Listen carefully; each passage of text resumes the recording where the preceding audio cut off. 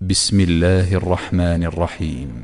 وعباد الرحمن الذين يمشون على الأرض هونا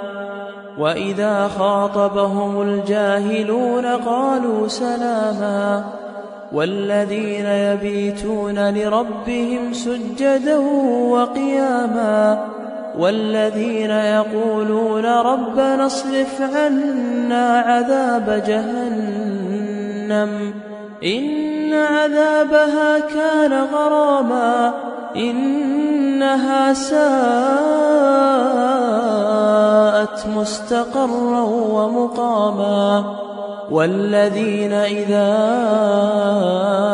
أنفقوا لم يسرفوا ولم يقتروا وكان بين ذلك قواما والذين لا يدعون مع الله إلها آخر ولا يقتلون النفس التي حرم الله إلا بالحق ولا يزنون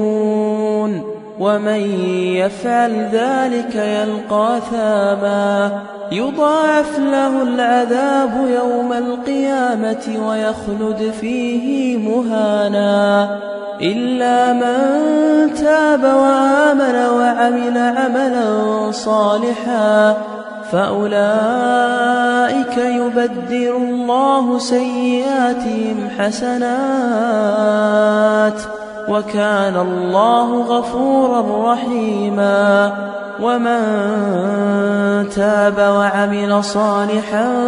فإنه يتوب إلى الله متابا والذين لا يشهدون الزور وإذا مروا باللغو مروا كراما والذين إذا ذكروا بآيات ربهم لم يخروا عليها صما وعميانا والذين يقولون ربنا هب لنا من أزواجنا وذرياتنا قرة أعين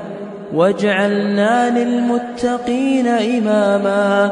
أولئك يجزون الغرفة بما صبروا ويلقون فيها تحية